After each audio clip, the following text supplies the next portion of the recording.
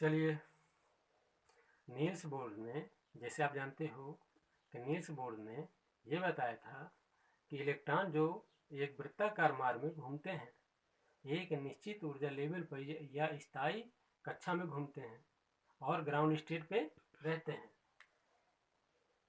अगर ये वृत्ताकार मार्ग घूमते हैं तो इन इलेक्ट्रॉनों का कोई त्रिज्या होगी। आज हम उसी त्रिज्या के बारे में डिस्कसिंग करते हैं। त्रिज्या, वृत्ताकार मार्ग की त्रिज्या मोस्ट इंपॉर्टेंट है। माना कि नाभिक है और नाभिक में ZE का आवेश है, पॉजिटिव आवेश चार्ज है। ZE, Z क्या है? परमाणु क्रमांक। और इसके बाहरी कक्षा में एक इलेक्ट्रॉन वृत्ताकार मार्ग में घूम रहा है। तो आप जानते हो कूलॉम के नियम से कि दो विपरीत आवेशों के बीच एक आकर्षण बल लगता है। और हमने कल बताए थे कि कूलॉम के नियम से कूलॉम दो जो विपरीत बल लगता है, विपरीत बल जो लगेगा उसका मान कितना होगा? यह बराबर 1/4 पाई एप्सिलॉन 0 के Q1 Q2 बटे R स्क्वायर, जहाँ पे इसका नाभिक का आपका आवेश E है और उसका एक इलेक्ट्रॉन जो बाहरी कक्षा में घूम रहा था E है।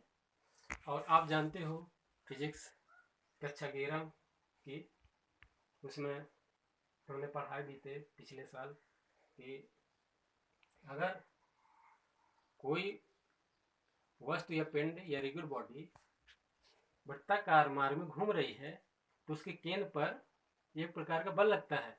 केंद्र की तरफ अभिकेंद्री त्वरण लगता है और अभिकेंद्री त्वरण होने के कारण उस पर एक प्रकार का अभिकेंद्री बल लगता है। अगर कोई वस्तु वृत्ताकार मार्ग में घूम रही है तो अभिकेंद्री त्वरण होगा और अभिकेंद्री त्वरण की डायरेक्शन केंद्र की तरफ होती है।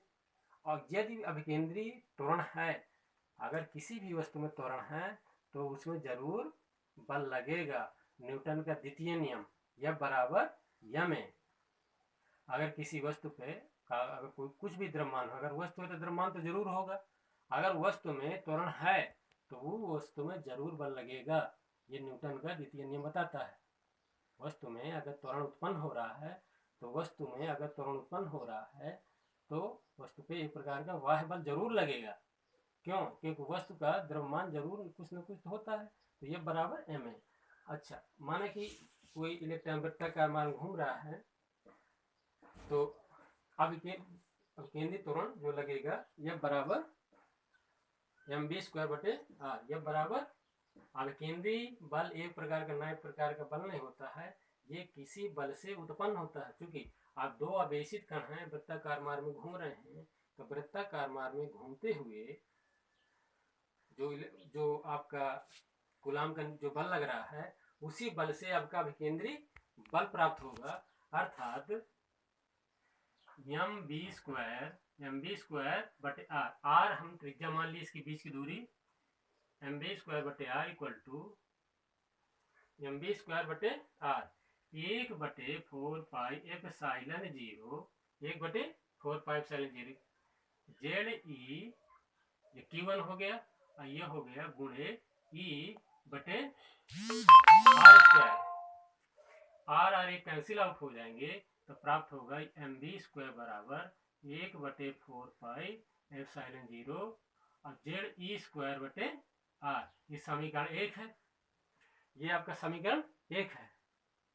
अच्छा, दूसरा जो नील्स बोर ने जो अभिक्रियाएं दी थी, नील्स बोर का जो अभिक्रिया थी, हाइपोथेसिस थी कि स्थायी अवस्था में घूमते हुए जो स्थायी अवस्था में जो इलेक्ट्रॉन भ्रमण करता है उसका कोणीय संवेग mvr nh बटे 2 पाई का पूर्ण गुणज होता है।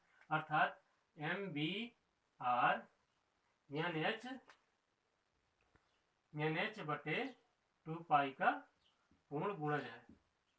अब हम क्या करते हैं, ये जो समीकरण 2 है, समीकरण 2 का वर्ग करने पर, समीकरण 2 का वर्ग करके समीकरण 1 से भाग देने पर, समीकरण 1 से भाग देने पर जब आप वर्ग करोगे तो यह हो जाएगा m² b² r² n² h², 2 दूनी 4 पाई²। जब आप इसका भाग करेंगे समीकरण 1 का, तो ये हो जाएगा एम बी स्क्वायर और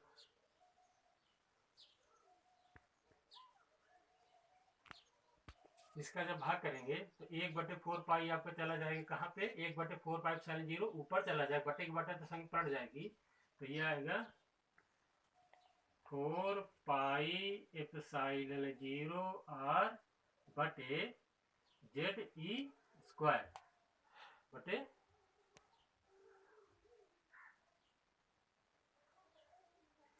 ये 4 कैंसिल, एक पाई भी गई,